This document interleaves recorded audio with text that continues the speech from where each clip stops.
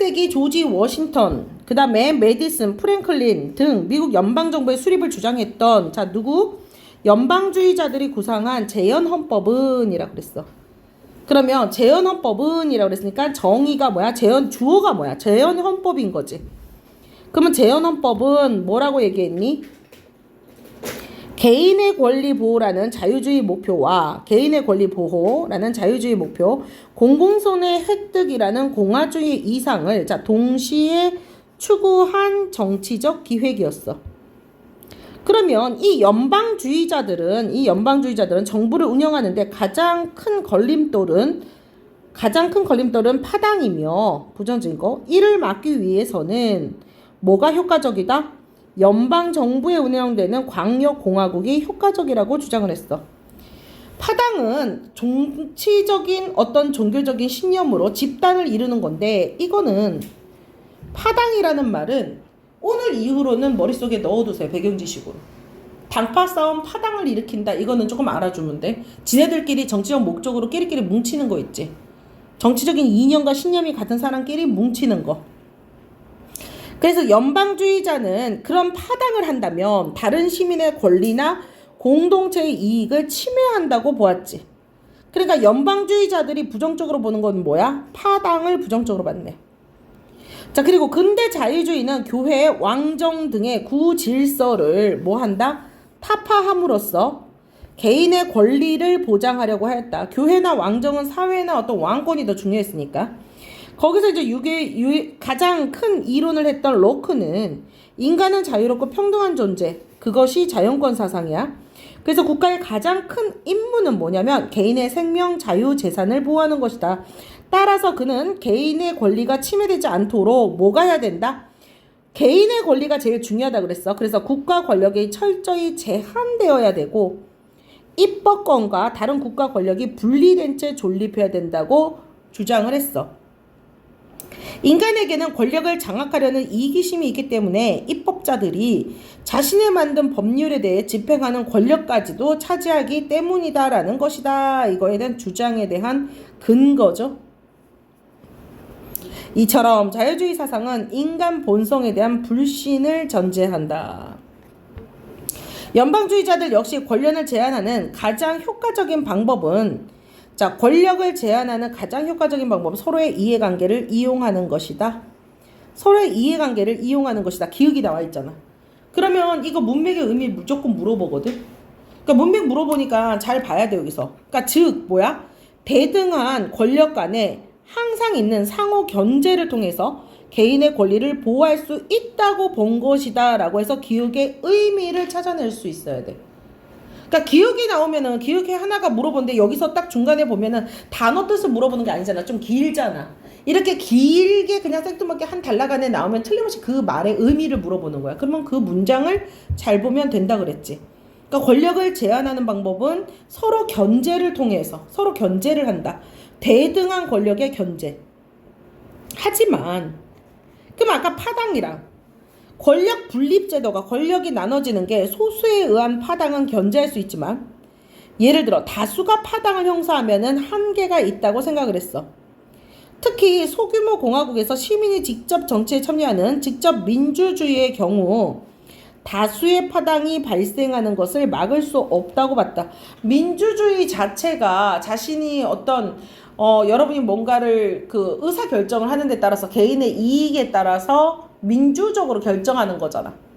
그러면 그 민주적으로 결정하는 사람들은 민주라는 이름 하에 자신들의 목적 하에 뭉쳐지게 되겠죠. 그게 올바르다고 믿고 그럼 그게 파당이 돼버리는 거지. 그럼 그게 굉장히 힘을 가진 파당이 돼버리지. 그럼 힘을 가진 파당이 되면 주류가 돼버리기 때문에 그 주류가 되는 것들을 좌시우시하기가 굉장히 어려워요. 그래서 소규모 공화국에서는 의사소통이 용이하므로 다수에 의한 파당이 여론을 장악하여 개인의 권리가 희생된다는 것이다. 소규모에서는 의사통일가 쉽기 때문에 다수에 의한 파당이 만들면 여론이 장악이 된다는 거. 이에 대해 자 그래서 광범위한 지역의 다수는 다른 지역의 권리를 침해하는 공동의 동기를 하거나 파당을 형성하는 것이 어렵다라고 얘기했어. 광범위한 지역의 다수는 공통의 동기를 갖거나 파당을 형성하기 어려워. 광범위 너무 넓으니까.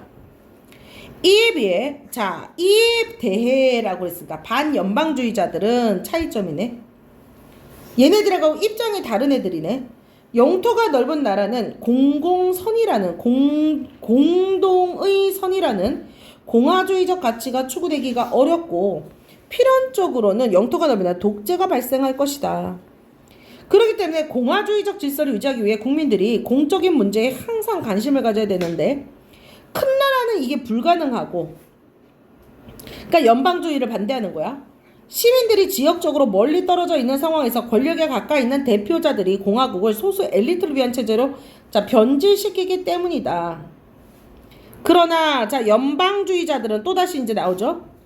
연방주의자들은 대의제가 직접 민주주의에 비해 공공선을 실행 가능성이 높다고 반박을 또 해주고 있고, 광역공화국에서 선출된 시민들의 대표는 일반 시민보다 국가에 대한 사랑과 지혜를 더 많이 갖고 있어서 국가의 이익을 편협한 관점에서 희생시키지 않을 것이다.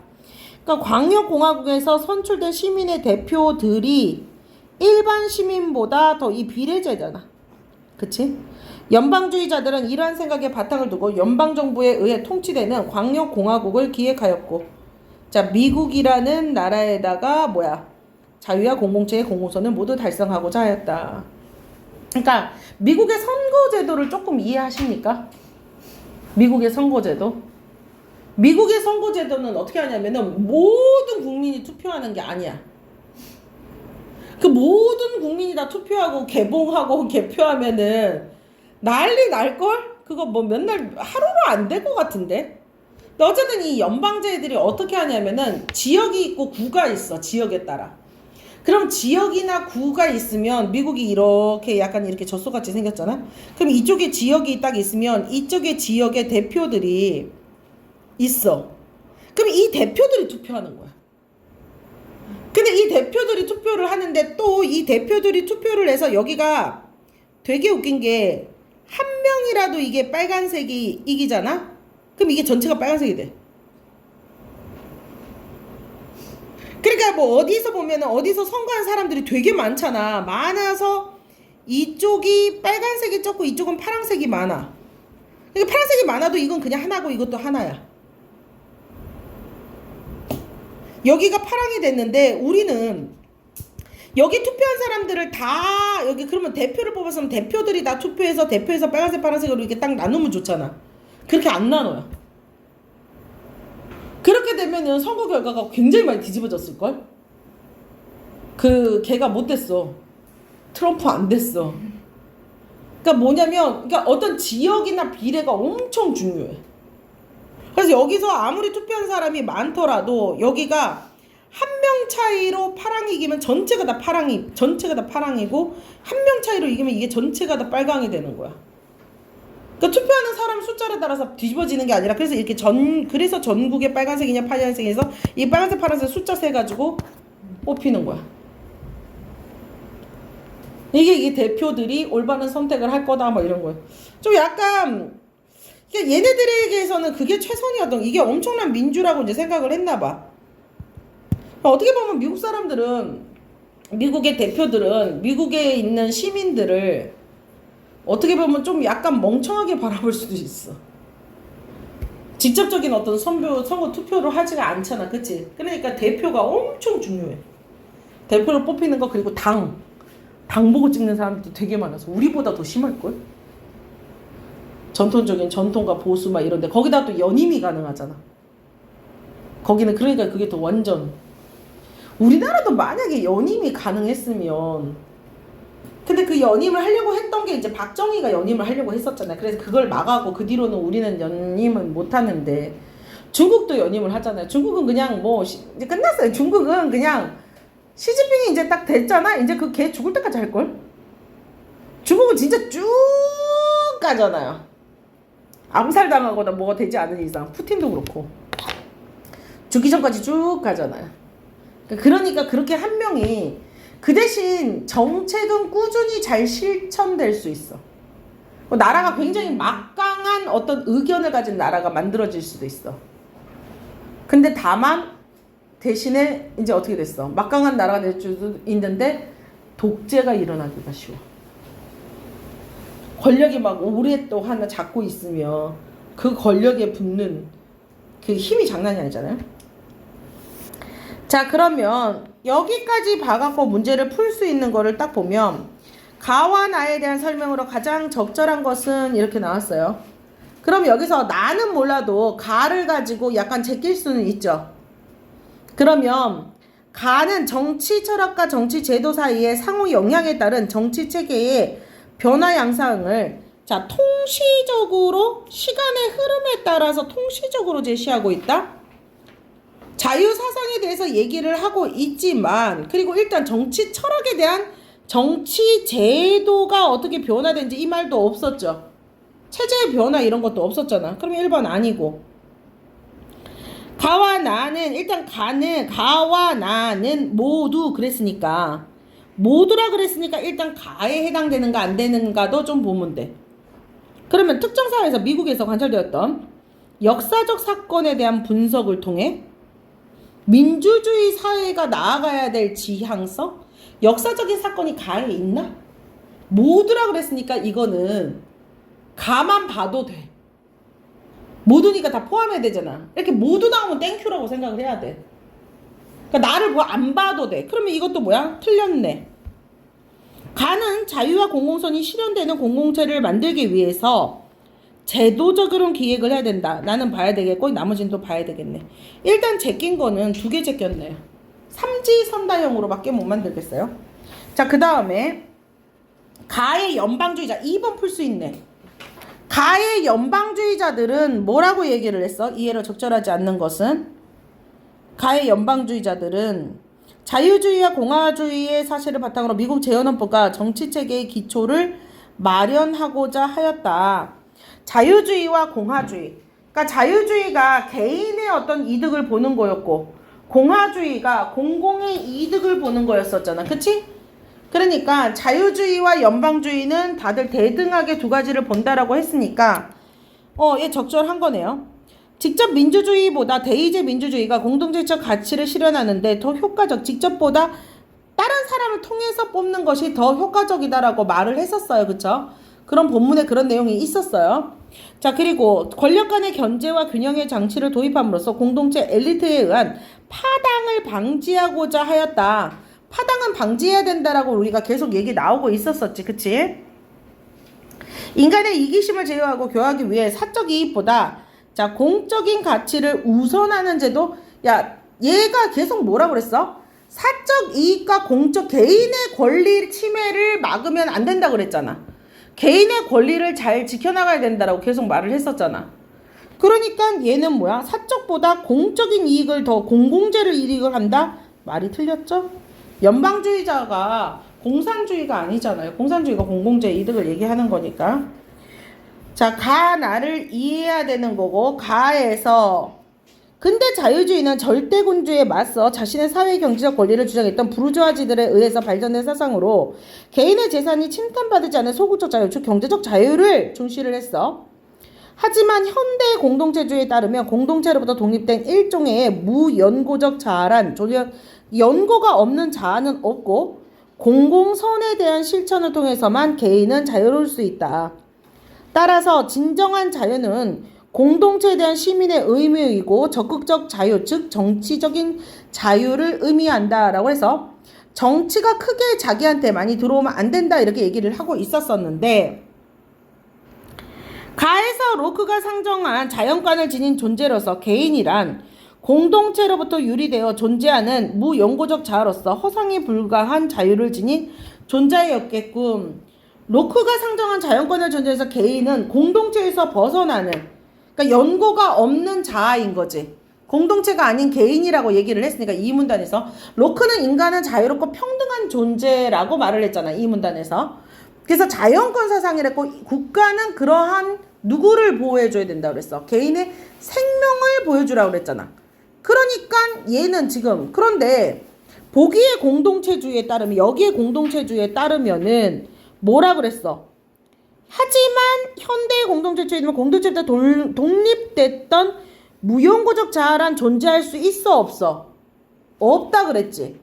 공공체에 대한 실천을 통해서 인간은 자유롭다 그랬지. 그러면 얘하고 로크하고는 같은 말이야, 다른 말이야? 다른 말이지. 그럼 이 보기의 인물은 당연히 뭐라 그러겠어? 로크가 말했던 자연은 허상이지. 말이 안 된다라고 얘기했을 거 아니야. 그치? 가에서 연방주의자들이 파당의 해악으로부터 보호자 했던 개인의 권리는, 자, 파당으로 보호를 했죠. 개인의 권리는 타인의 간섭을 받지 않는 소극적인 권리에 그칠 뿐 진정한 자유를 누리는 개인의 권리라고는 할 수 없군이라고 누가 얘기했어? 보기의 공동체주의는 아마 로크나 가의 연방주의자들을 비판했을 거 아니야. 왜냐면 보기에서는 뭐가 중요한다고 그랬어? 보기를 봐봐. 공동체로부터 독립된 자아는 있을 수 있다, 없다? 존재할 수 없다. 공공에서만이 자유롭다라고 그랬잖아. 그치? 그래서 공동체에 대한 시민의 의무를 하면서 적극적으로 간댔으니까 가하고 완전히 달라. 자, 그래 또 다른 가에서 반연방주의자들이 영토가 넓은 나라에서는 공공선이라는 공가주의적 가치가 추구되신데, 자, 독재가 발생할 거라고 말했지. 그러니까 공공선에 대한, 그러니까 즉 그렇게 말했던 것은 이 공공선에 대한 실천이, 시민의 실천이 제약이 된다면, 왜냐면 영토가 넓은 나라에서 대표를 뽑아 놓으면은 안 된다라고 그랬잖아. 시민의 자유는 훼손될 수 있다라고 그랬으니까 얘도 완전히 맞는 말. 그러니까 입장을 좀 잘 보면은 돼. 얘네들이 뭐라고 했는지에 대한 입장을 좀 잘 보면 되는데, 사문단에 따르면은 반연방, 그 잘 모르겠으면 사문단을 보면 되잖아. 반연방주의자가 사문단에 나왔잖아. 영토가 넓은 나라에서는 공공선이라는 공화주의적 가치가 추구되기가 어렵고 필연적으로 독재가 발생할 거고, 그러면 공화주의적 질서를 위해서는 국민들이 공적인 문제에 관심을 가져야 되는데 큰 나라는 이게 불가능하고, 시민들이 멀리 떨어져 있는 권력에 가까이 있는 대표자들이 대표자들은 전체의 어떤 의견이 아니라 이 대표자들은 엘리트잖아. 그러니까 엘리트들이 의견을 하고 투표를 하기 때문에 미국 전체의 어떤 소수의 애들이 의견을 내는 거를 그대로 반영하겠어? 안 하겠어? 안 한다라고 얘기를 하고 있잖아.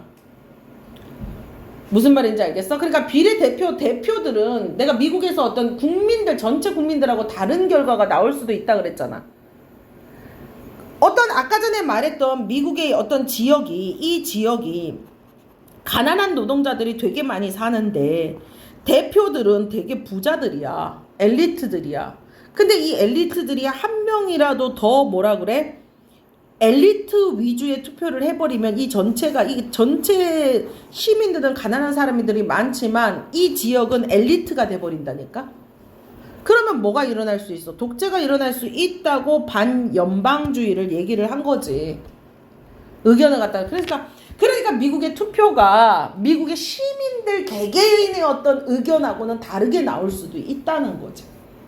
그러니까 진짜 미국은 어떤 엘리트들에 의해서 이제 약간 이끌어가는 리더십이 좀 요구되는 나라이기는 해요. 그래서 대학 입시를 뽑거나 막 이럴 때도 다양한 능력을 가진 사람들, 엘리트를 뽑으려고 하는 그런 노력들. 그러니까 미국의 사교육제도는, 우리나라 사교육제도도 진짜 험한데 걔네들은 더 심해요. 엄청 심해요. 사교육이랑 이런 거. 우리는 그래도 교육의 기회가 약간 균등할걸? 근데 미국은 진짜 가난한 애들하고 막 지금 글씨도 못 쓰는 애들 되게 많죠. 말은 하는데 글씨를 모르는 사람도 많고, 얘들아 다리 하나예요 이렇게 얘기하면 니네 그런 거 못 봤어? 인스타 같은 거 보면은, 쇼츠 보면은 지구에 있는 다리 한 개예요 그러면 한 개예요? 이렇게 말하는 막 그 미국의 사람들. 지구를 도는 다리는 4개예요 그러면 지구를 도는 달은 4개예요? 이렇게 받아들이는 사람 많다니까. 은근히 우리나라는 상상도 할 수 없잖아. 기본 교육이 다 돼 있으니까. 근데 미국에서는 진짜 그렇게 정말 무식한 사람들도 많아. 자, 그게 이제 공방제지. 자, 나를 한번 봐볼게. 가하나 했다고 이렇게 힘들어하면 안 되지. 나 19세기 프랑스 사상가 토크빌이 프랑스 혁명 이후 바라본 현상은, 자, 뭐라고 그랬어? 자유를 건설로. 자, 프랑스 혁명은 자유를 건설된 민주주의 체제에서 오히려 뭐가 훼손되는 걸 봤어? 토크빌이 프랑스 혁명 뒤에 본 게 자유가 오히려 훼손되었대. 그러니까 토크빌은 자유는 뭐라고 그랬어? 시대와 역사를 초월해서 그 자체로 절대적이다라고 얘기를 했어.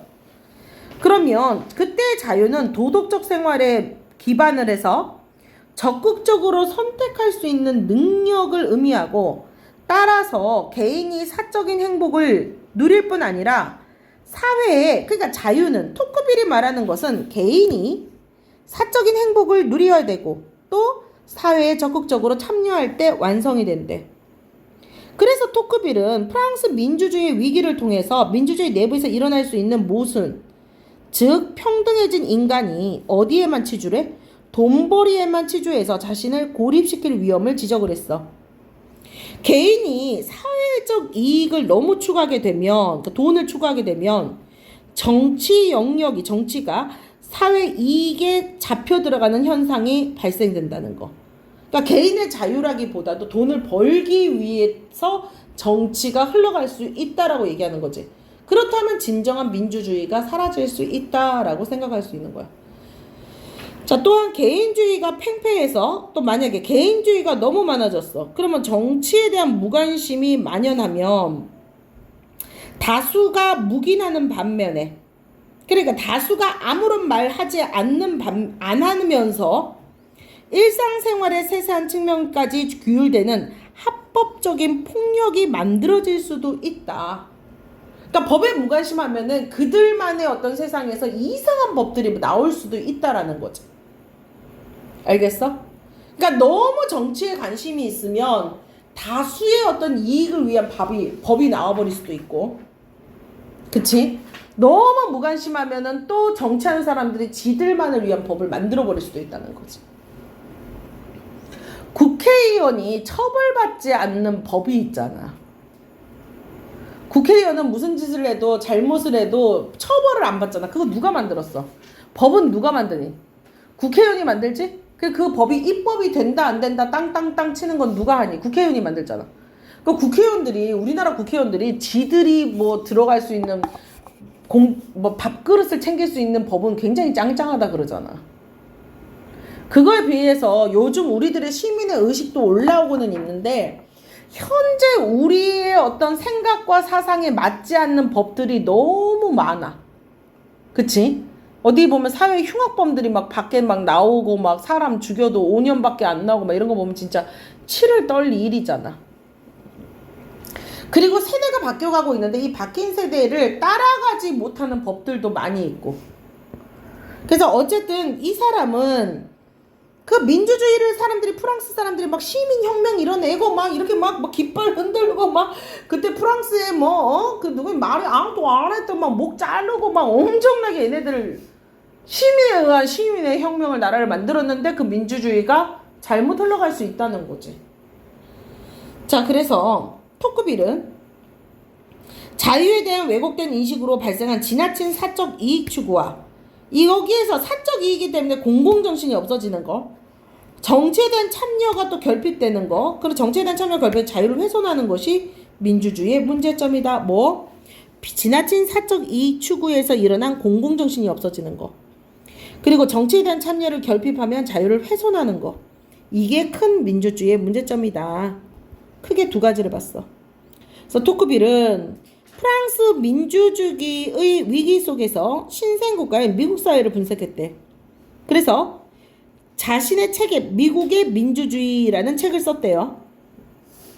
그래서 미국 사회를 분석함으로써 민주주의가 나아가야 될 길을 제시하려고 했는데, 토크빌은 19세기 미국의 모습을 관찰하고 미국의 사회를 물질적 욕구를 위해 스스로 모든 것을 종속시킨 사회라고 말을 해버렸어. 그러니까 그 사람이 보기에는 미국은 무엇을 위해? 사적인 이익을 위해 사회 전체를 집중시키고 있는 것으로 보였어. 왜? 미국을 구성한 이민자들은 처음부터 모두가 비슷한 처지의 사람들이었기 때문에 타인의 특권은 인정하지 않고 개인의 권리와 자유에 매우 민감했어. 그래서 미국 사회는 물질주의와 개인주의, 그러니까 물질주의 그리고 개인주의, 이게 토크빌이 가장 걱정한 민주주의 위험성이지. 이거 완전 공감이 되는데, 물질주의와 개인주의, 우리나라가 이렇게 가고 있지 않니? 그럼 너희들이 이걸 읽어야겠네. 토크빌의 어떤 얘기를 읽어야겠네. 우리나라 너무 물질 만능주의 사회가 돼서, 여러분, 물질은 채워지지 않아요. 욕망을 버리세요. 그리고 욕망은 권태가 빨리 와요. 정말로. 그래서 여자들이, 니네들 밖에 나오려면 맨날 옷이 없지. 남자들은 안 그러는데, 있어 옷이? 여자들은 옷이 없는데 권태가 가장 빨리 오는 것 중에 하나가 옷이래. 그러니까 여자는 맨날 옷이 없는 거야. 그러니까 맨날 봄이면 옷 사야 되고, 여름에도 옷 사야 되고, 가을에도 옷 사야 되고, 겨울에도 옷 사야 되는 거지. 그래서 그 쌓여있는 사계절의 옷이 정말 너무 많아요. 저도 쓸데없는 옷 쓰레기가 너무 많아요. 지금 벌써 몇 봉지를 버렸는데 지금 또 다시 또 생각해도 진짜 안 입는 옷들이 너무 많아. 아, 진짜 이런 거 보니까 되게 양심적으로 좀 느껴진다. 나 진짜 이런 제 같은 저런 후드 잠바 있잖아. 요런 후드 잠바 이렇게 추리닝 돼 있는 거 또 색깔별로 갖고 싶어하고, 검은색, 회색, 빨간색, 파랑색 이렇게 갖고 있거든. 이렇게 갖고 있을 필요가 없다 진짜. 다 갖고 와서 입을 사람 있으면 가져가라고 나눠줘야겠다. 맨날 미용실에 가져가서 다 나눠주고 막 그랬거든. 너무 나도 이제 미니멀 라이프로 살래. 다 정리하고 가볍게 좀 살아갈 수 있도록. 아, 물질주의. 이놈의 물질주의. 한 번은 미쳐갖고 내가 옛날에 그렇게도 사더라고. 옷이 어떤 옷이 되게 마음에 들면 그 옷을 색깔별로 사더라고. 무슨 내가 막 완전 뭐 그냥, 아니면 같은 옷 여러 개 산 적도 있고. 자, 그러나 토크빌이 보기에 당시 미국에는 다수에 의한 폭정이나 자유가 훼손되는 현상이 나타나지 않았어. 자, 그래서 그 원인이, 그러면 되게 문제가 되고 위험성인데 그런 게 안 나타났어. 자, 그러면 그 훼손되는 현상이 나타나지 않는 이유는 중앙 집권화된 행정권이 없기 때문에. 즉, 연방정부의 지배권은, 이 연방정부가 나오지. 연방정부의 지배적인 권은 외교나 안보 같은 분야에 국한돼 있고, 행정권은 소규모 공동체에만 있었어. 그러니까 마을 공동체인 타운은 많은 수의 사람들의 참여를 보장만 하고 있고, 주민은 타운에 애착을 갖고 작은 영역에서도 공적인 역할을 수행하고 있었어.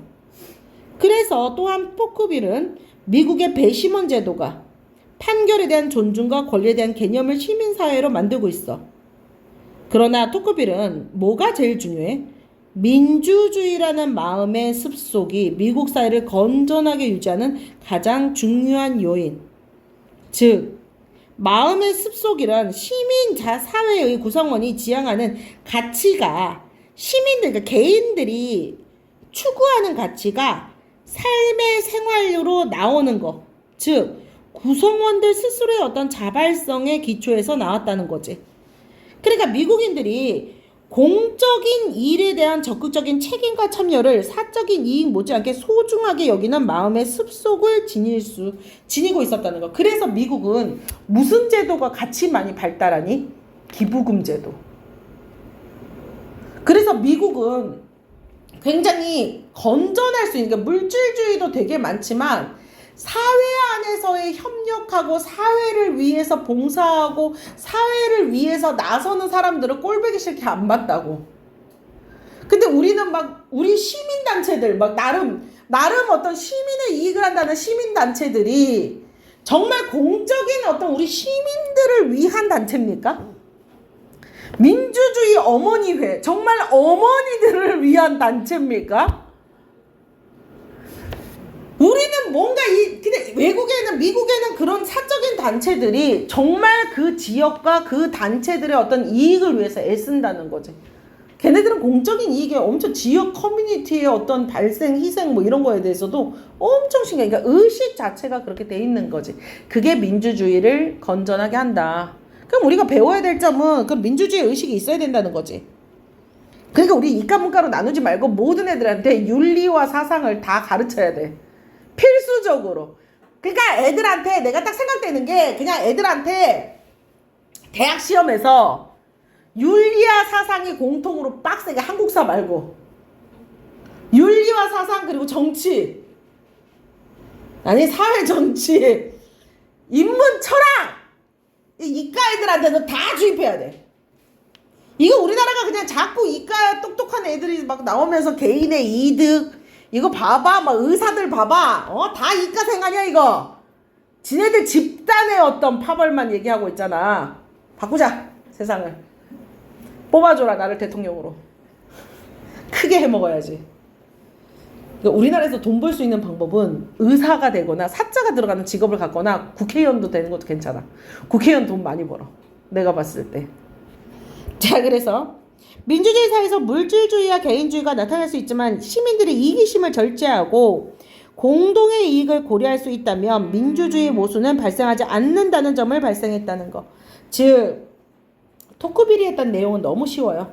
민주사회 개인은 공동체의 구성원으로서 책임과 공동으로 책임과 참여 의식을 가지고 있어야지만 온전한 개인이 될 수 있다라고 얘기를 하고 있어요. 그러면 가와 나에 대한 설명으로 가장 적절한 것은 이라고 얘기를 했을 때 가장 적절한 것은 가는 자유와 공공선이 실현되는 공동체를 만드는 제도적 기획, 나는 현실적인 공동체에서 관찰했잖아. 얘가 바로 봤던 자유와 공공선이 어떻게 해서 실현이 되는가에 대해서 얘기해주고 있다. 글을 요약한 걸 찾으라는 거야. 자, 1번은 그냥 무난하게 풀 수 있죠. 그러면 이러면 벌써 3번 하나만 남았네. 나에서 토크빌이 지나친 사회 개축으로 인한 공공정신의 소멸과 참여의 결핍을 문제점으로 지적한 것은 사익을 추구함으로써 공공정신의 소멸과 참여의 결핍 문제를 심은 것은 시민이 경제적 이익을 위해 공동체에 대한 의무를 포기하는 것은 자신의 삶을 스스로 결정한 자유까지 포기하는 점을 경계를 했다라는 것으로 볼 수 있겠고. 무슨 말도 안 되는 쌉소리냐. 잠깐만. 맞네. 미안. 토크빌이 지나친 사익의 추구한 공공정신의 소멸과 참여의 결핍을 문제점으로 지적한 것은 시민이 경제적 이익을 위해 공동체에 대한 의무를 포기하는 것은 자신의 삶을 스스로 결정한 자유까지 포기하는 것을 조심해야 된다.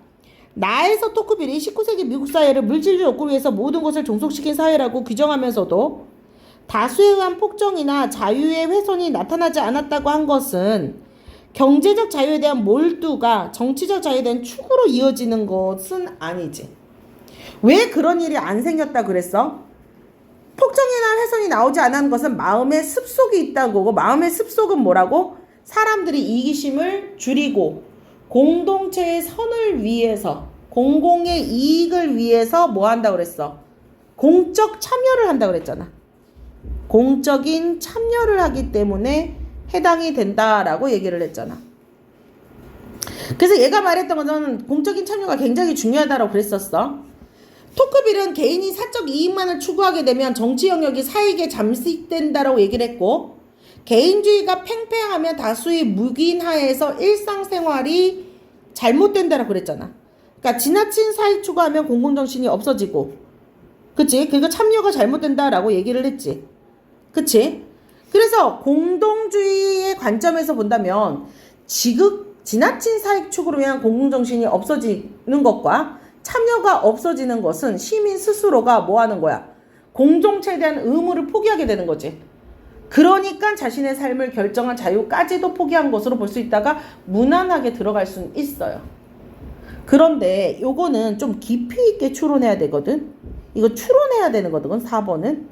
그러니까 5번처럼 확실한 답이 있는 거를, 그러니까 4번처럼 애매할 때는 요건 한 번 더 생각해야 돼. 이것은 이래야 된다라고 추론까지 되니까 이럴 때는 끝까지 한번 읽어봐.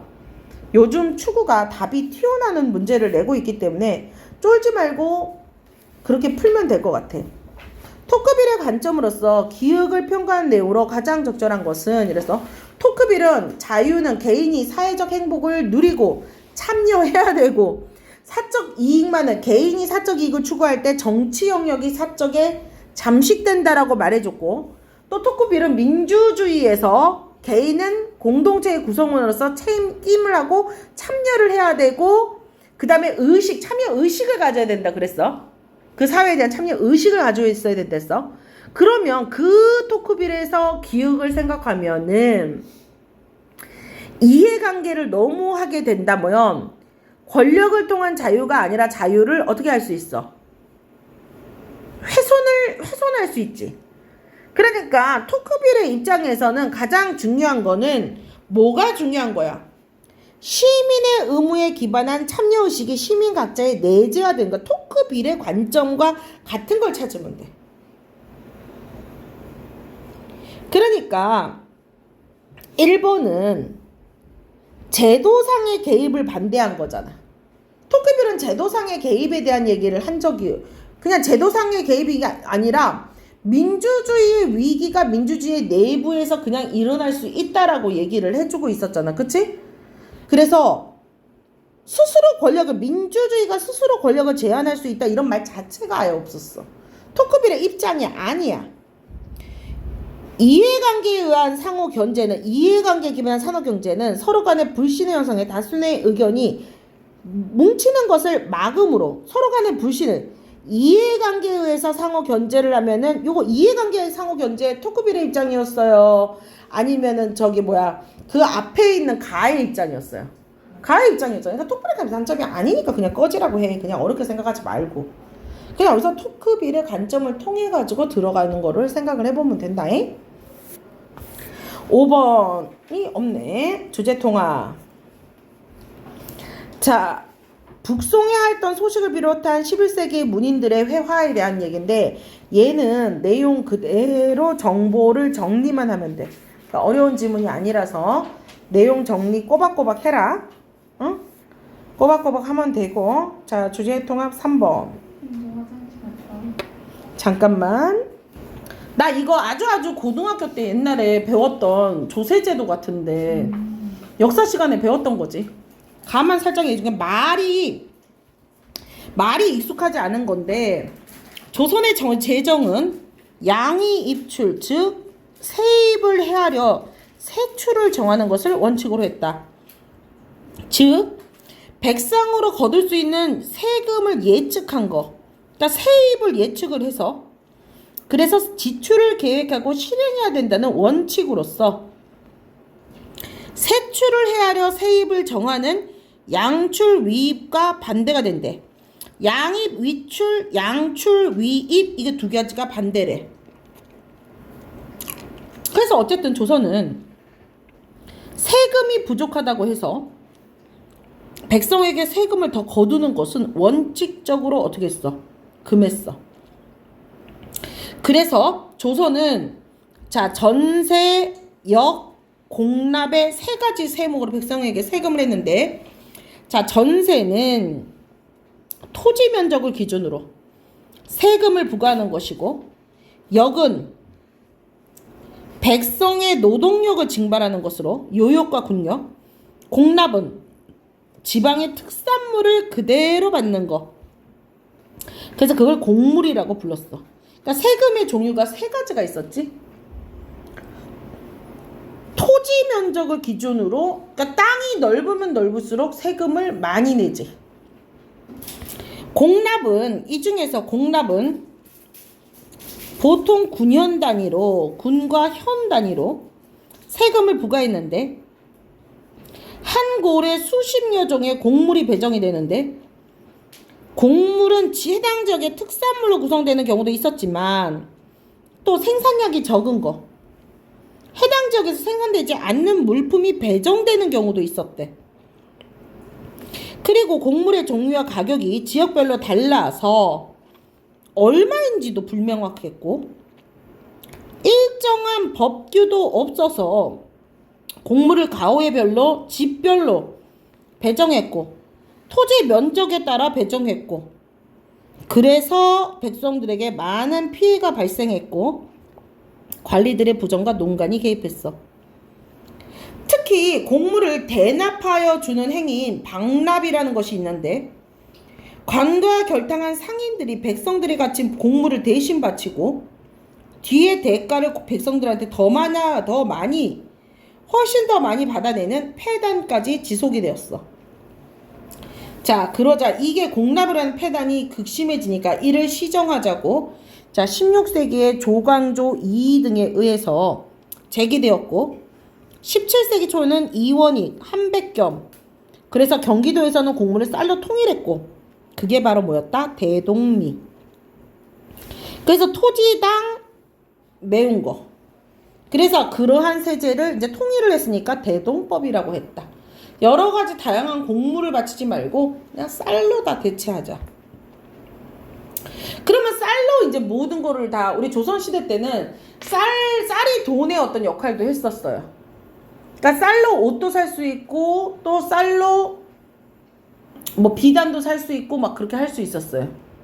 그랬더니 나중에는 이제 또 쌀의 그 통일법 있잖아. 되랑 뒤주 이게 집집마다 가게마다 다른 거야. 여기는 여기 재는 단위가 요만하고 여기는 이만하고 거기에 따라서 이제 좀 다른 게 나오지.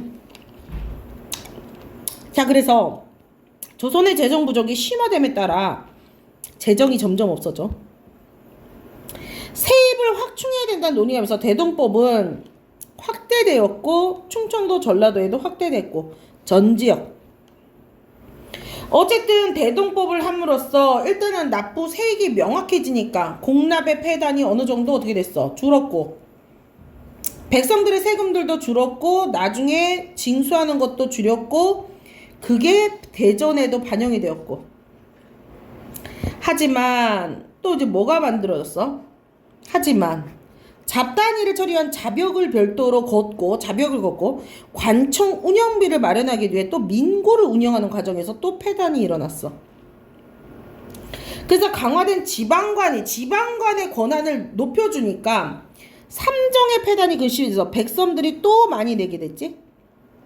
그래서 조선 후기의 소작인들은 소작지를 얻기 위해서 땅을 얻기 위해서 토지 소유주에게 원래 땅에 대한 세금은 토지 소유주가 내야 되지.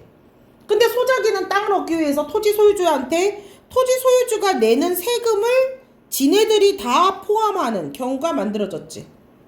그래서 또 다른 뭐가 나왔다? 하여튼 나쁜 것들은 어떻게든지 그냥 백성을 쥐어짜가지고 뜯어내려고 애썼다 뭐 이런 거죠. 안 어렵지. 이런 식으로 읽으면 되겠어. 조세제도에 대해서. 그래서 통합 4까지도 문제를 풀어보시면 되겠고 주제 통합 4를 볼게요. 자, 이거 되게 흥미로워요. 소수의 기업이 시장을 지배하는 과점시장에서 자, 과점시장은 뭐라고? 소수의 많은 기업이 아니야. 소수의 기업이 시장을 지배하는 것을 과점시장이라고 그래. 그 과점시장에서 경쟁을 벌이고 있던 기업 A하고 B가 있어. 자, 두 기업은 시장을 장악하기 위해 가격을 인하할 것인지 아니면 현재 수준을 유지할 것인지를 고민하고 있어. A와 B가 모두 가격을 유지할 때 이유는 가격을 유지하면 A는 100, B는 40. 가격을 유지하면 A가 두 기업이 동시에 가격을 인하하면 이유는 70과 20으로 감소한대. 만일 B만 가격을 인하하면 A의 이유는 50으로 감소하고 B의 이유는 60으로 증가하며 반면 A만 가격을 인하면 A의 이유는 120으로 증가하고 B의 이유는 30으로 감소한대. 자, 이유는 당연히 기업의 순수익이 되겠지. 자, 이 상황은 가격을 내릴 것이냐 말 것이냐, 저 상대방이 내릴 것이냐 말 것이냐의 눈치 게임이 되겠지? 그렇잖아. 그러면 이 상황은 다른 경기자의 전략을 알지 못하는 상태에서 각 경기자가 즉 A하고 기업 A하고 B가 동시에 전략을 선택하는 동시 게임의 상태야. 게임에 놓인 경기자는 다른 경기자의 행동을 추측을 해서 자신의 보수를 극대화하는 전략을 선택을 하는데 각 경기장은 가격 인하를 할 것인지 가격 유지를 하는 것인지 둘 중에 하나를 선택하고 이 게임에서는 4가지 결과가 가능한데 이를 표와 같은 보수 행렬로 표시할 수 있어. 보수 행렬은 가로 안의 첫 번째 숫자는 가로 안의 첫 번째 A가 얻게 되는 보수이고 두 번째 숫자는 누가? B가 얻게 되는 보수. 그리고 그 보수는 얻게 되는 이윤이래. 그러면 A 입장에서는 이렇게 보이죠? 이렇게 해줘. 응? 자, 그러면 A 입장에서 봐봐. B가 현재 가격을 유지하든 안 하든, 그러니까 B가 가격을 인하를 하든 유지를 하든, 가격을 인하할 때의 보수가 가격을 인하할 때의 보수가 여기를 보면 A 입장에서는 유지든 인하든 했을 때, 그지? 인하할 때 보수가 가격을 유지할 때보다도 어때? 커. B가 가격을 유지하는 경우 A는 가격을 인하함으로써 보수를 100에서 어떻게 되니? 120으로 증가시킬 수 있고 B가 가격을 인하해도 A는 가격을 인하해서 50에서 뭐가 돼? 70이 된다는 거지. 그러니까 A는 B가 뭔 짓을 하든지 간에 뭐 하는 게 이득이야? 가격을 인하하는 게 이득이잖아. 이해되니 이 말이?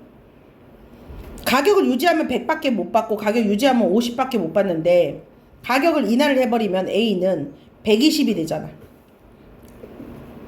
그리고 상대가 가격을 인하하는 경우, 상대가 B가 가격을 인하하는 경우에는 70이 돼서 20을 더 벌잖아. B가 가격을 유지할 때는 100인데 내가 인하를 하면은 120이 되잖아. 무슨 말인지 알겠어? 그러면 A는 B의 입장을 신경 쓰겠어요? 안 쓰겠어요? B가 가격 유지를 하든 인하를 하든 과점 시장에서 A는 무조건 뭐 하겠어? 무슨 정책 하겠어? 가격 인하할 거야. A는 무조건 가격 인하하는 게 이득이잖아. B가 가격을 유지하든 인하를 하든 상관없이. 이해됐니? 즉 가격 인하 전략은 B의 어떤 전략에 대해서도 A에게 가장 높은 보수를 얻게 해주는, 즉 뭐야? 우월 전략이야. 따라서 A는 B가 어떤 전략을 선택할든지 고려하지 않고 뭐를 할 거래? 그래, 가격 인하 전략을 선택할 거래. 너무 쉽네. 그리고 B는 B의 입장에서는 어때? A에게 가격 인하라는 우월 전략이 존재하는 상태에서 A에게 가격 인하라는 우월의 상태에 존재해서 가격 인하를 선택했을 때의 보수인, 자, 가격 인하를 선택했을 때 보수인 20보다 가격 유지를 선택했을 때 보수인 30이 더 크지. 가격 인하를 했을 때 20보다 가격을 유지했던 30이 더 크잖아요. 그죠? 얘는, B는. 그지? 가격 인하 상황에서. 그래서 가격 무엇을 잡는데? 유지를, B는 가격 유지를 최적의 전략으로 선택을 한다. 그 결과 두 기업은 각각, 자, 그 결과 이제 어떻게 하겠어? 두 기업은 뭐를 한대? 얘는 유지했으니까 30. A는 가격 인하를 했으니까 120을 받겠지. 이해됐니? 응? 자, 그러면 이때 각 기업은 상대방에 대해서 무엇을 하고 있어? 이게 최선의 반응이야. 그렇기 때문에 어느 기업도 자신의 전략을 바꿀 이유가 없기 때문에 무엇이 이루어져? 균형이 이루어져. 자, 이렇게 다른 경기자가 무엇을 선택할 거를 보고 자신의 선택을 선택하는 거. 상대방이 무엇을 선택하실 것인가를 보고 나를 선택하는 걸 보고 뭐라 그런다? 존 넷이라는 사람이 이 얘기를 했나봐. 존 넷이. 인도네시아. 존도 넷이야. 자식이 있었을까?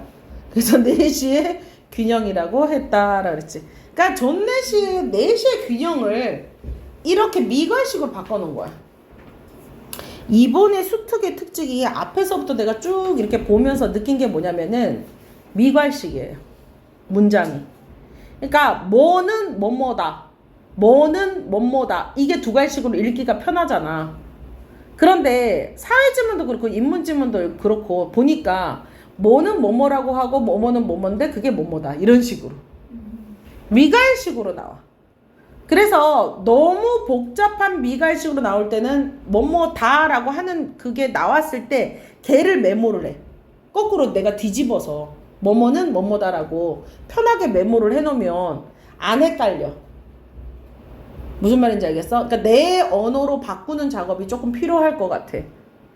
그러면 내 언어로 바꾸는 작업을 잘하기 위해서는 집에서 문제 안 어려우니까 문제 연연해 하지 말고 지문 진짜 다시 한 번씩 정리하는 거 좀 해요.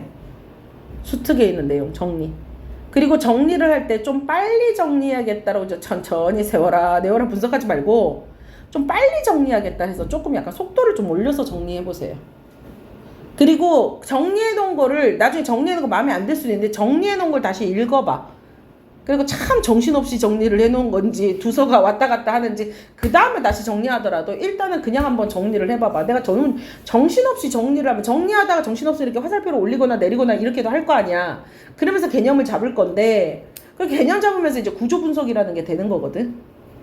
되게 이제 그 학자들이 이거 그 학자가 아니라 그 강사들이 멋있는 말로 이제 구조 분석을 해야 된다 뭐 이런 얘기를 하는데 그게 그냥 내용 정리하면서 내가 순서를 맞추는 게 구조 분석이야. 그러니까 별거 아니니까 정리하는데 빠르게 정리하자 이렇게 생각하면 돼. 그래서 고칠 건 딱 정리할 때 고칠 거는 앞뒤로 순서 바꾸는 거 있으면 좀 순서 바꿔서 그 다음에 자기가 정리한 거 읽어보고 다시 한번 정리해 보면 돼.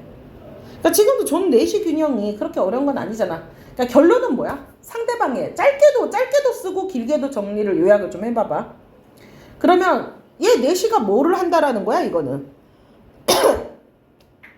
자신의 상대방의 무엇을 위해서 상대방의 전략을 추론을 해가지고 나한테 최적의 어떤 이론을 잡는 게 존 넷이 균형인 거잖아. 됐니? 자, 과점 시장에서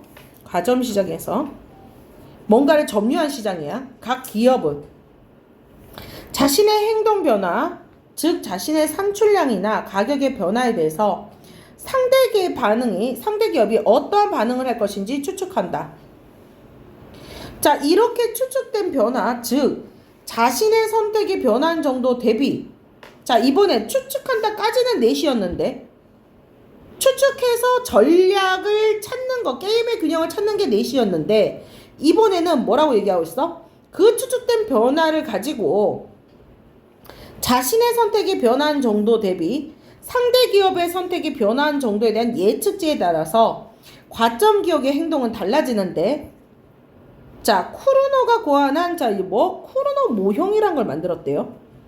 쿠르노 모형은 과점 시장에서 동질적 상품을 공급하는 두 기업이 소규모의 기업이었어. 과점 시장은. 그래서 두 기업이 항상 나와. 두 기업이 각각 자신의 산출량을 동시에 결정하고 얼마큼 팔 것인가. 그리고 두 기업의 산출량 결정으로 시장 공급이 어느 정도 정해지면 시장 수요와 균형을 이루는 수준에서 상품의 가격이 정해진다라는 게 누구의 이론이었어? 쿠르노 모형. 그러면 산출량이 중요하겠지. 산출량을 결정하기 전까지 두 기업도 어느 기업도 상품의 시장 가격이 얼마인지를 알 수 없기 때문에 두 기업은 이제 산출량을 누구를 갖다 본다고? 과점 시장에서만 되는 거야.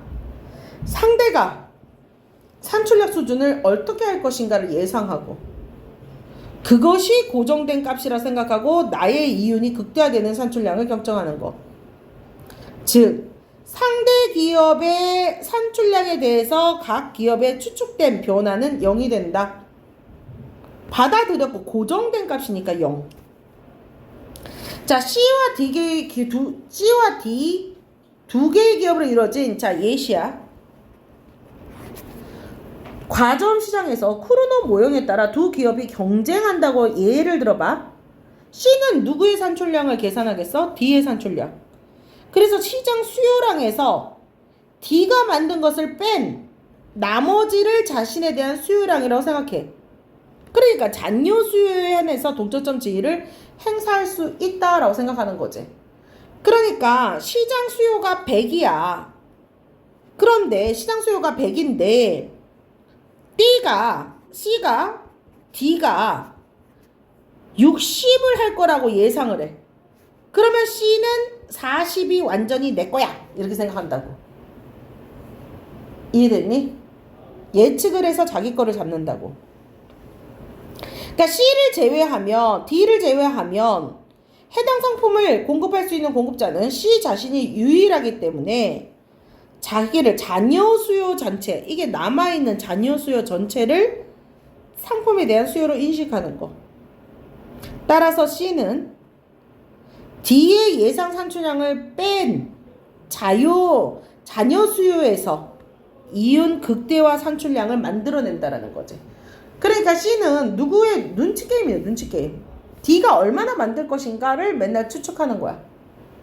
어떤 여건이 있고 D가 어떤 가능성이 있는 회사인가, 어느 정도로 만들 수 있는 능력이 있는가를 추측을 한 다음에 내가 나머지를 만들어야 손해를 안 본다 생각, 다 판다 생각하는 거지. 남으면 손해니까.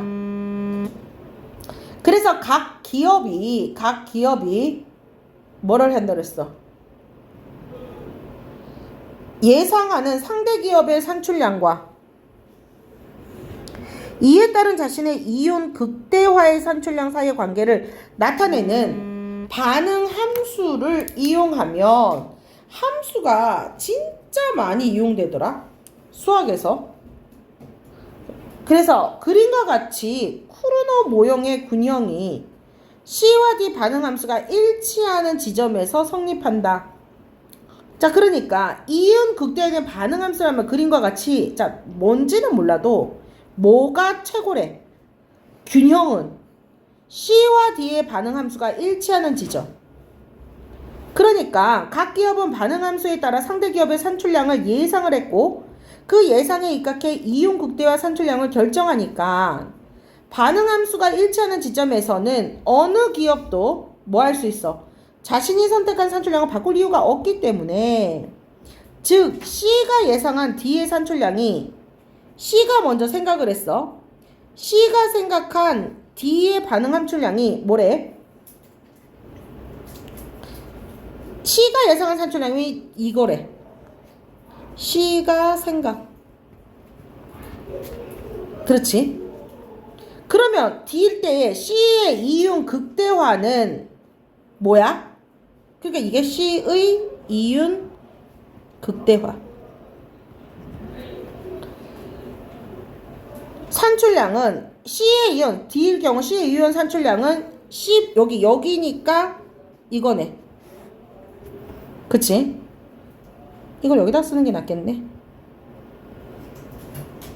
그러니까 C의 이윤 극대화. D가 이만큼 산출을 할 거니까 C는 여기 만나는 요 두 개의 만나는 이 지점인 여기 C 요만큼을 만들어야겠다 생각을 하는 거지. 자, D가 예상한 C의 산출량이 또 C다. D가 생각하면 C다. 그러면 D는 이윤 극대화를 D 플러스로 한다는 거지. 결국 C와 D는 둘 다 지네들이 생각한 것에 겹쳐지는 이 지점이 D든 C든 여기가 뭐라고 그랬어? 최적 산출량이 나온다라는 거지. 그래서 균형이 이루어진다. 서로 눈치 게임을 제대로 하나 본데. 끝. 그러니까 그냥 내용만 툭툭 던져주지. 그럼 내용 일치만 찾는 거지. 그러니까 어려운 내용이 아니에요. 자, 주제통합 5까지 볼게. 네, 이거 숙제가 주제통합 1, 2, 3원이었어요. 아니, 숙제는 퀸쌤 모든 숙제 따라잡기. 헐. 최대한 그 일정표로 따라잡아. 쭈쭈쭈 풀 수 있잖아. 그쵸. 잡을 수 있어. 니네 스스로 과소평가하지 마. 스스로를 과대평가해. 주대평가 5. 형법. 복사해놨나? 네. 형법은 좀 보자.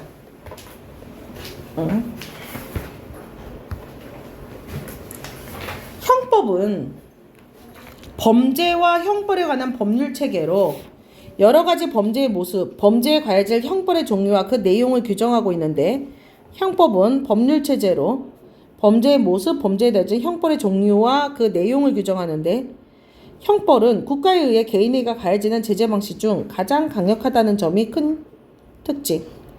그래서 형법은 징역형을 살 수 있고, 징역은 개인의 자유를 침해할 수 있고, 사형이란 이름으로 사람을 죽음에 이르게 할 수도 있는데, 오늘날에 우리나라는 언제 이후로 사형제도는 거의 없다라고 보면 돼.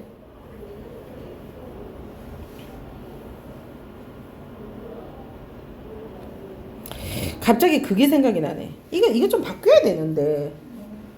무기징역하고 사형하고의 차이는 뭐냐면은, 그러니까 우리가 사형이 최고 큰 거거든.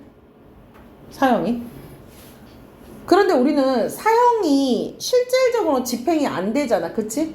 그리고 무기징역은 뭐야? 평생. 무기한으로 징역에 들어가지. 그러면 어차피 우리나라는 사형이 없는데, 사형을 시키지 않는데, 무기징역하고 사형하고 뭐가 달라요? 이런 생각을 해본 적은 없어? 그래서 사형도 어차피 안 죽이고 평생 감옥에 있고, 무기징역도 무기한 징역으로 가는 거잖아. 그러면 사형이나 무기징역에 따라서 사람들이 저 새끼를 사형에 놓게 해주세요! 막 이러잖아. 무기징역 안 돼요! 이러잖아. 기억나니? 되게 뻔뻔한 최근에 있었던 그 놈. 놈 있잖아. 어떤 여자 그냥 단순히 강간하려고 했다가 그냥 목 졸라서 죽였던 산책로였나? 등산길에서 되게 뻔뻔하게 막 나와갖고 사람들 막 취재진들 많은 거 보고 어우 막 이러고 막 구경하는 것처럼 어우 하고 막 이렇게 구경했던 새끼. 그래놓고 이제 죽은 사람한테 그렇게 얘기했잖아. 반항해서 죽였다고.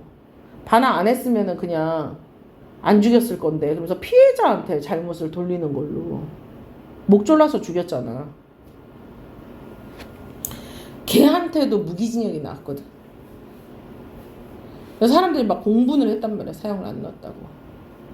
그래서 사형하고 무기징역하고 무슨 차이가 있냐면은, 무기징역은 감형이 돼.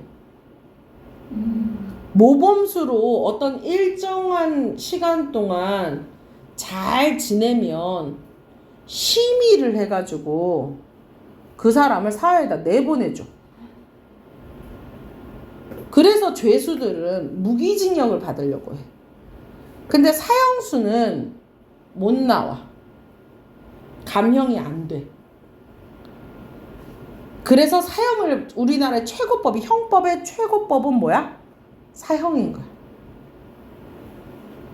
뭔지 알겠어?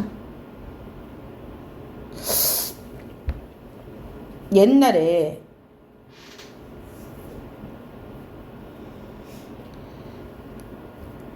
여고생 하나가 노들강역인가?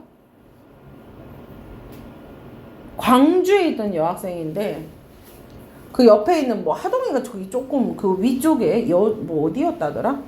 하여튼 어떤 강변 같은 데에서 여학생이 이제 죽었어. 목이 이제 쫄려갖고 이제 죽었는. 근데 여학생한테 강간을 했어.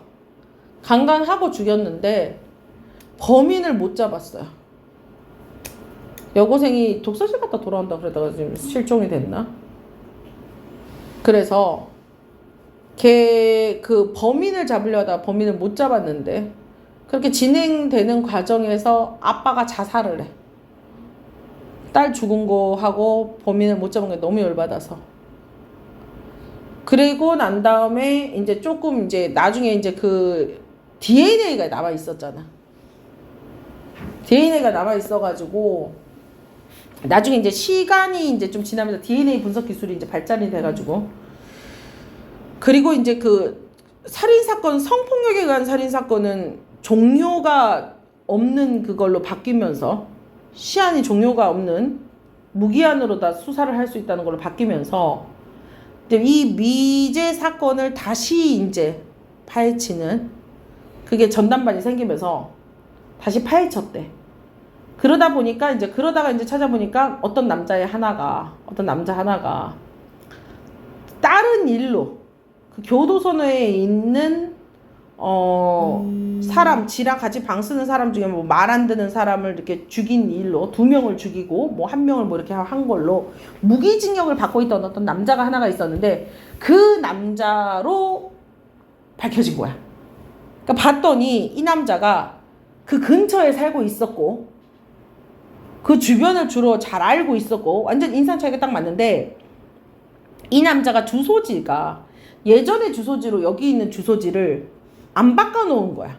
그러니까 예전의 주소지로만 돼 있었기 때문에 행정에서 걔가 빠져나간 거지. 그래서 하여튼 10여 년 만에 이제 이 사건이 다시 재심사가 되어가지고 이 녀석한테 이제 했더니 아니다. 처음에 발뺌하다가 나중에는 맞는데 우리 사귀는 사이였다. 우리는 사귀는 사이였으니까 그냥 내가 그 여자랑 성관계는 했지만 내가 걔를 죽인 적은 없다. 그냥 걔 갔다. 이렇게 얘기를 한 거야. 그러니까 엄마 미치고 팔짝 뛸 일이지 이게. 그래서 그때는 또 판결이 무죄가 됐어. 알 수가 없는 일이니까. 그러다가 또 기술이 발달해가지고, 아니 그래 무죄가 될 뻔했는데 법의학자 중에 한 명이 가설을 하나 낸 거야.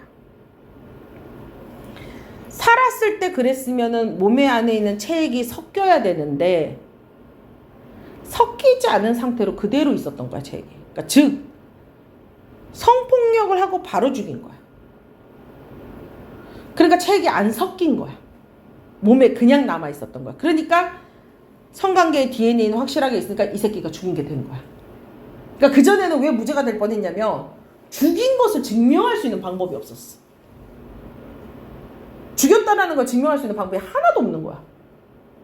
근데 그걸로 법의학자 가설을 내서 얘가 이제, 그러니까 나중에 지가 죽였다고 이제 시인한 거야. 그리고 또 하나의 일은 또 깜빵 동료들한테 떠벌리고 다녔어. 제가 여고생을 잡아다가 강간하다 죽였다고. 그랬는데 그 감방 동료가 이제 또 증언을 해갖고 이놈이 이제 처벌을 받게 된 거지. 그래서 이제 처벌을 받는데 이놈이 계속 부인했던 이유가 그 전에 되게 모범수로서 알뜰하게 잘 있었던 거야. 이 새끼는 그러니까 감형받았고 나갈 생각하고 있었지. 그래서 이 엄마가 무조건 사형을 좀 요한다고 막 그랬었는데 판결은 무기징역 나왔어. 그러니까 사람들이 아니 무기징역 범한테 무기징역을 떨어뜨리는 건 범죄를 그거를 판결을 한 거는 뭔 의미가 있냐 이거지. 이미 무기징역 범죄자인데 걔한테 무기징역을 줘봤자 무슨 의미가 있어. 사형을 내려줘야지. 죄의 중함을 봐서. 우리나라 이 제도가 이게 좀 그래서 지금 좀 말이 많습니다. 좀 사형제는 사형시켰으면 좋겠어요. 약물 먹어. 밥도 먹이지 마. 그 새끼 맨날 그 이번에 그 뭐지 그 김원종인지 박원종인지 뭐 그 나쁜 놈 있잖아. 그 여자 죽였던 애 걔는 그거였잖아. 맨날 집에서 어슬렁거리고 여자 그 니포를 이렇게 쳤던 애잖아. 걔 집에서 맨날 PC방이나 다니고 뭐 엄마한테 10,000원 20,000원 받아고 돈 안 준다고 막 싸우고 막 그랬는데 걔 그냥 감옥 가갖고는 그냥 공짜밥 먹고 그냥 살고 있는 거잖아. 어차피 그냥 논팽이였는데 오늘 밥 뭐 먹을까 고민하던 놈이었는데 죽여버려야 돼. 사형제 부활. 약물로 다 죽여버립시다. 늘 우리가 청원합시다. 알겠어요? 죽여버립시다. 바뀔 것 같기는 해. 조만간에. 진짜요? 아니요. 사람들의 생각이 내 생각에 한 5년 안에 바뀌지 않을까. 이게 나쁜 극악의 범죄자들은 죽이자. 뭐 이런 걸로 여론이 가고 있어서. 자, 사형. 그러니까 형법 중에서 가장 센 게 뭐라고요? 사형이라고. 사형과 무기징역이 다른 거 알겠죠? 자, 이렇게 형법은 인간의 기본권인 자유를 침해할 수도 있고 재산도 뺏을 수 있고 벌금을 주니까 인간의 생명에서도 줄 수 있기 때문에 따라서 형법에서 제일 중요한 건 뭐니? 남용되지 않는 거. 그래서 제어를 해야 된다라는 걸 많이 생각한다는 거지. 자, 그러면 형법의 기본 원리진 자 책임 원칙은 이라 했으니까 잘 분류만 하면 되는 거야. 그러니까 형법에서 책임 원칙은 어떤 행위에 대해서 책임이 없으면 그 행위에 대해 처벌할 수 없다. 그러니까 형법의 제한 기능을 포함하고 있어. 즉 형법은 뭐가 제일 중요하다는 거? 형벌은 책임이 제일 중요하다는 거. 그러니까 책임에 의해서 형량의 결정, 형량의 상한에 영향을 미친다는 거. 그러니까 어떤 행위에 책임이 있다고 해도 그에 합당한 형벌의 양은 그 행위에 대한 책임을 넘어서는 안 된다. 그래서 우리는 가장 신중하게 형벌을 주려고 하는 거야. 그러니까 우리가 생각하는 것보다 형벌이 어때? 다 작아. 판결이 작게 나잖아. 범죄자는 아주 혼쭐을 났으면 좋겠는데, 그치? 책임 원칙에 따라 형벌을 부과하기 위해서 범죄 행위에 대해 도덕적, 윤리적 비난 가능성이 인정되어야 되는데 이러한 비난 가능성은 적법과 불법을 선택할 수 있는 인간의 의사결정의 자유를 선택한 것인데, 즉 범죄자는 자유의지를 지닌 주체로서 범죄 행위를 할 수 있는 능력하고 이미 행한 불법에 대해서 책임을 질 수 있는 책임 능력을 모두 포함되는 범죄 능력. 그러니까 범죄 능력은 자연인에게만 해당되고 범죄 행위 그 외에는 범죄 행위의 주체가 될 수 없어. 한편 우리 법은 자연인이 아닌 존재에게 형사 처벌하는 규정도 가지고 있는데 우리 법과 관련된 판례에 따르면 법인은 범죄를 저지를 수 없지만 형사 처벌을 받을 수 있어. 법인이.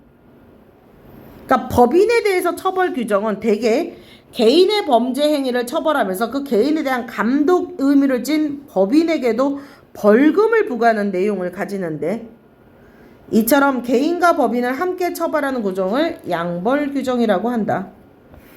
양벌 규정은 범죄 능력이 부정되는 법인의 형사 책임 인정은 특별 규정이고 법인이 사회에 미치는 영향에 근거한 정책적인 고려뿐 아니라 법인 자신의 감독을 해야 된다라는 근거로 정당화된다. 그래서 법인도 무슨 처분을 받을 수 있다? 형법 처분을 받을 수 있다라는 거죠. 무슨 말인지 알겠어요? 아니 에어컨을 끈다는 걸 잘못 건드렸어. 너무 춥네. 이제 좀 시원하게 에어컨이 나오네.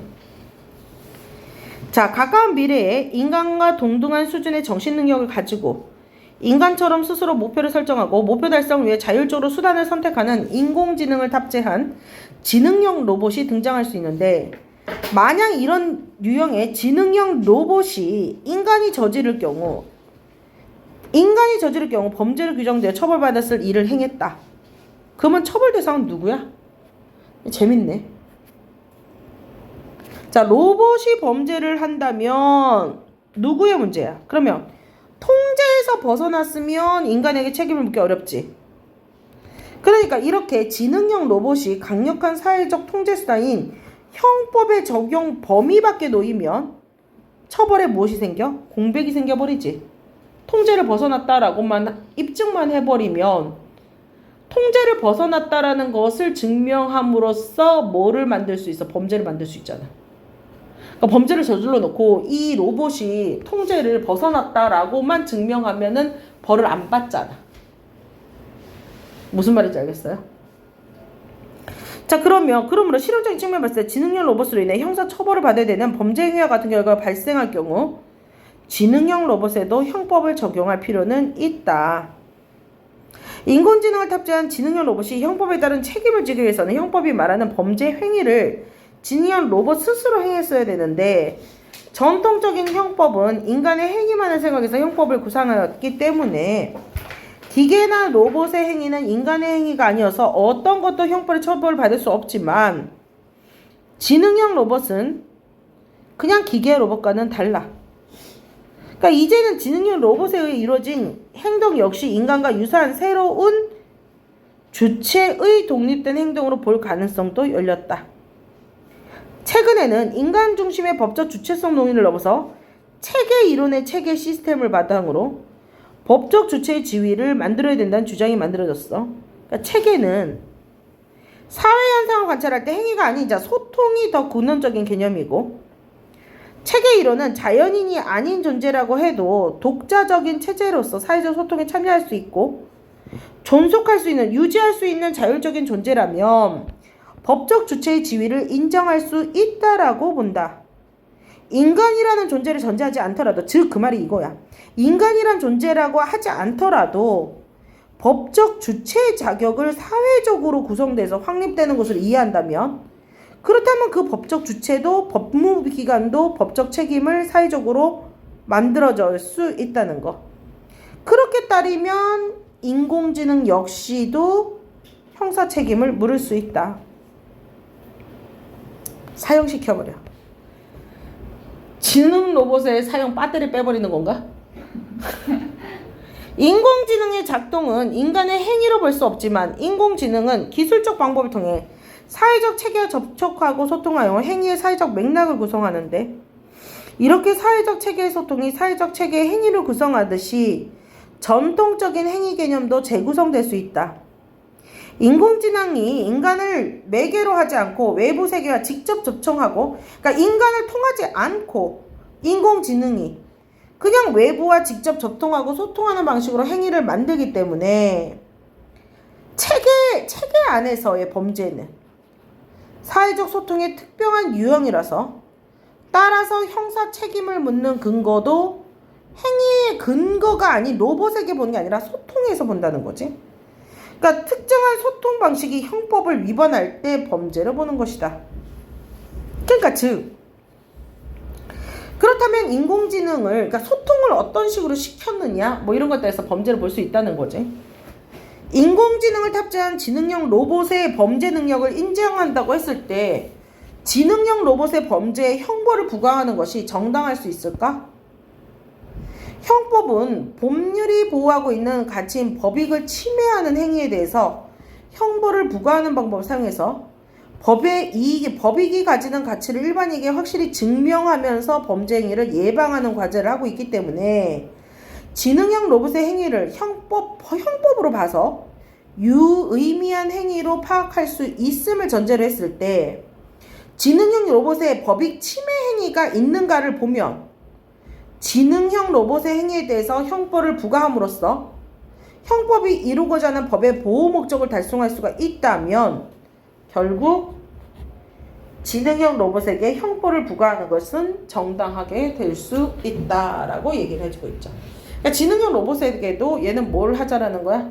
형벌을 부과하자라고 얘기를 하고 있어요. 주제 통합 지문이 그렇게 어렵지는 않지. 그러니까 지금 딱 보면은 어려운 게 뭐냐면 인문지문 간간이 어렵고 완전히 다 어렵진 않고 이번에 수특의 모습 보면 인문지문 간간이 어렵고 과학지문 어렵고 근데 과학지문은 어려운데 문제가 쉽고 인문지문은 간간이 어려운 문제 또한 말의 이해력을 통해서 조금 어려우니까 그러니까 보면 안 어려워요. 그러니까 여러분 수능 때 그렇게 안 어려울 것 같아.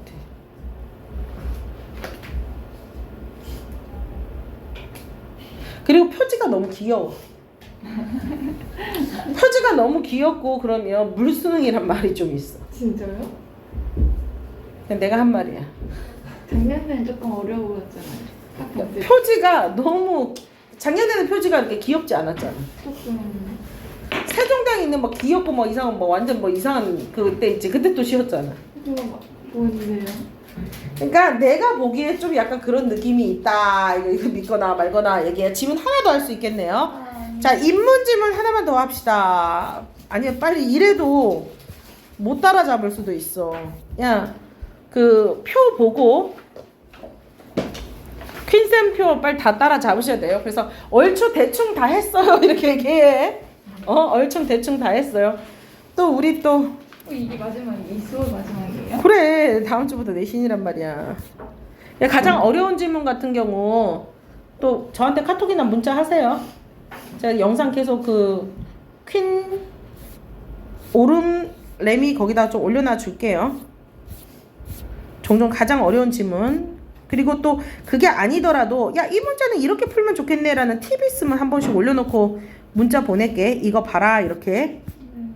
자, 그래서 인문지문 5 한번 4 한번 봅시다. 인문지문 4. 이 오늘 안 해도 되게 편하겠다. 인문지문 4 볼까 5 볼까? 편해요. 보들레르 너무 쉬운데? 5? 르네상스. 어우 재미없어. 4 보자.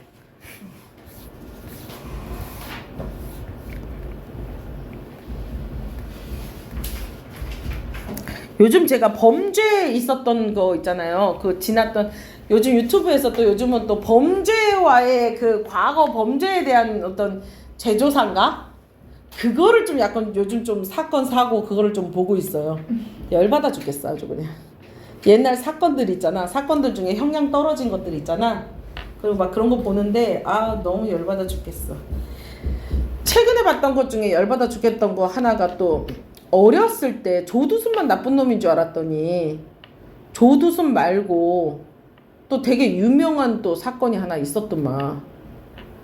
근데 그 조두순 말고 어떤 그 남자가 앞집의 아저씨가 얘를 불러가지고 성폭행하고 또 말하면 니네 엄마하고 가족하고 뭐 다 죽여버린다 이래서 애가 다 클 때까지 말 안 하고 살다가 이게 트라우마가 돼서 이 여자가 시집을 갔는데 첫날 밤을 못 치르는 거야. 소리 지르고 도망가고 막 이렇게 돼서 이혼을 당해. 아니에요? 응.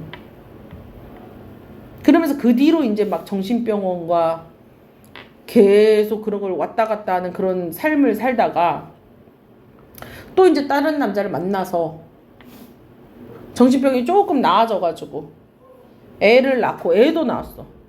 애도 낳고 또 잘 지냈는데 아니다 두 번째 남자한테도 도망갔고 세 번째 남자였대나? 하여튼 거기서 애도 낳고 잘 좀 지냈는가 했는데 어느 날 갑자기 다시 병이 또 도발이 된 거야. 그 어렸을 때 그 충격이 다시 이게 치료가 된 게 아니잖아. 그러니까 이게 나와 버리는 거예요. 어릴 때 그게. 그래서 이 여자가 또 정신병원 들락달락하고 치료하고 또 치료에 대한 의지는 강했나 봐.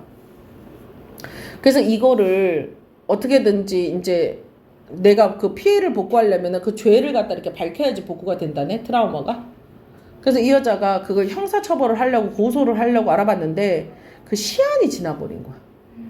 고소 시한이. 그래서 처벌을 할 수가 없는 거야. 이게 너무 옛날 범죄라서. 근데 얘의 인생은 지금 다 망가졌잖아. 마지막으로 그 결혼했던 그 남자도 그 남편이 또 그런 거야. 이 바보 같은 년 너는 평생 뭐 할 것이다 막 이러면서 지금 남편이 또 이 여자한테 저주를 해버린 거야. 그러니까 이 여자는 그 어렸을 때 그 트라우마가 계속 집에서 올바른 삶을 못 살게 된 거지. 그래서 이 여자가 그 남자를 찾아가가지고 이제 사과를 받으려고 했는데 사촌 형한테인가 사촌 오빠한테인가 40만 원을 주면서 합의를 했다는 거야. 옛날엔 또 이 합의 제도가 있었어. 가족 중에 누가 돈을 받으면 처벌의 대상이 안 돼.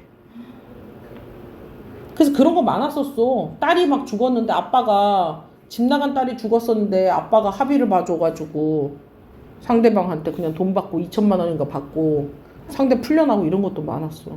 보시면. 그거 지금 이제 막았어, 법으로. 그래고 이 여자가 이제 더 이상 법으로 이 남자를 혼낼 수가 없잖아. 그래서 이 여자가 칼을 들고 가서 그 남자를 찔러요.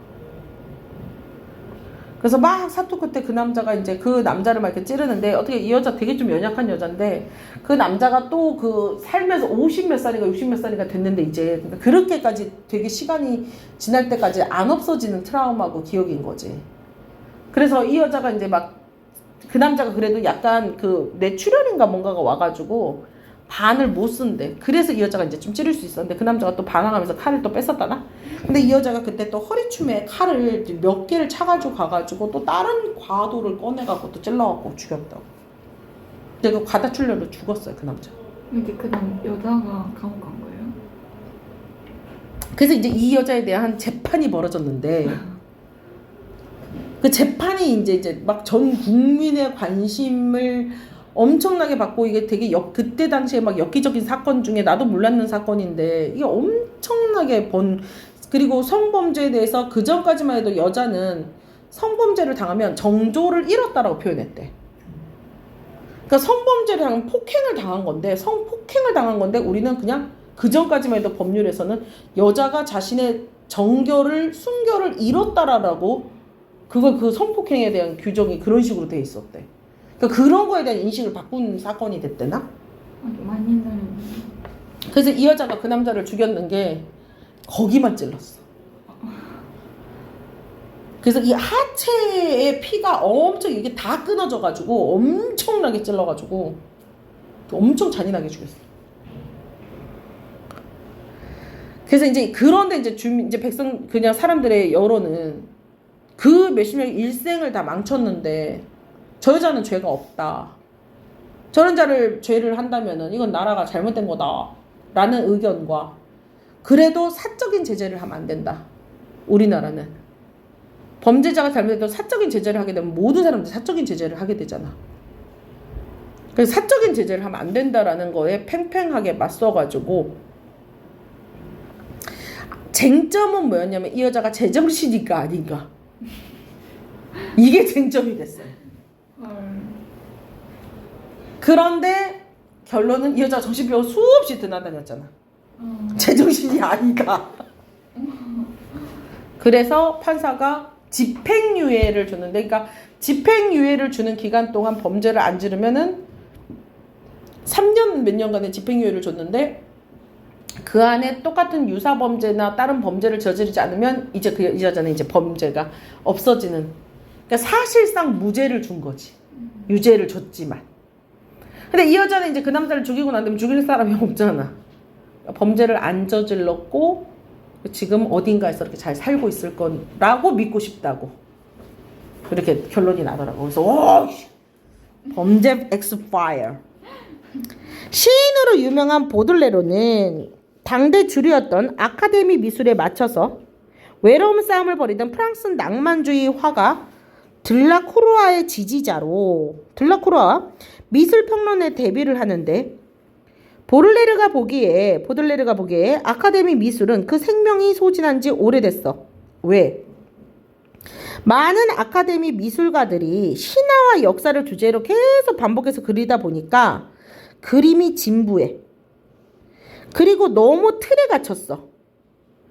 거기에서 새로운 기법으로 홀로 싸우는 들라크루아는 보들레르가 보기에 모든 악습에 맞선 사람이고, 그래서 보들레르가 보기에 들라크루아 그림에서 보들레르가 가장 높이 샀던 것은, 그러니까 들라크루아를 지지자로 미술 평론에 데뷔한다 그랬었지.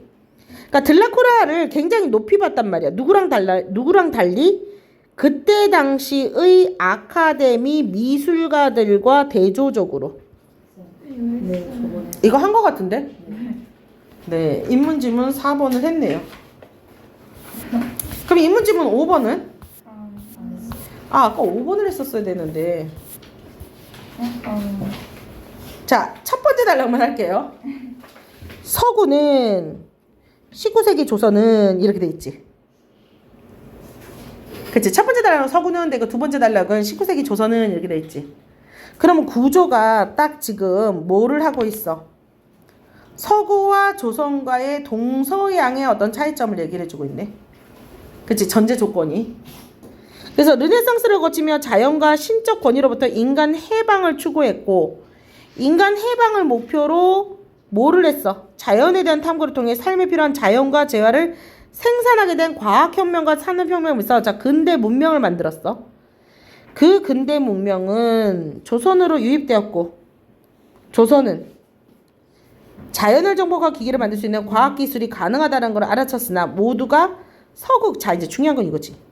모두가 뭐래? 서구 과학기술을 환영한 것은 아니다. 그러니까 서구가 근대를 거쳐서 자연 과학기술이 발전해서 조선에까지 유입이 되었는데 여기에서 서구 과학기술을 우리가 환영한 것은 아니다에 대한 이론이 전개가 되겠죠? 그러니까 기준 잡고 빠르게 읽어나가면 되겠어요.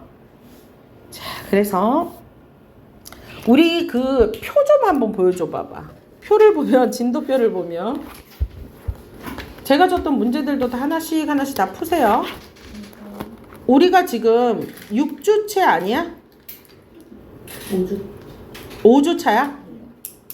주제통합 방금 1, 2, 3, 4 다 했으니까 얘들아 인문예술 7, 8, 9만 빨리 하면 7, 8, 9 하고 정말 너무 미안하지만 다음 주가 6주잖아. 그래요? 7, 8, 9는 일단 끝났으니까 7, 8, 9는 인문예술 7, 8, 9는 제가 찍어드릴 테니까 숙제는 4회 문화 6, 7, 8, 9, 10을 해야 퀸센 수업을 들을 수 있을 것 같아. 그래서 4주차 4회 문화 6, 7, 8, 9, 10을 풀어오셔요. 4주차요? 6주차. 6주차 6, 7, 8, 9, 10을 풀어야 돼. 잘 헷갈리지 말고 잘 알아도 7, 8, 9도 풀어야 되는 거예요? 7, 8, 9는 나중에 일단 하나씩 안 푼 거 하나씩 땡겨서 보고 일단 무조건 다음 주에 수업 들으려면 여러분이 뭐 하셔야 돼? 사회문화 6, 7, 8, 9, 10은 하셔야 돼. 사회문화 6, 7, 8, 9, 10 파이팅. 사회문화 6, 7, 8, 9, 10 파이팅. 쌤이랑 하면 하루에 지금 각자 네.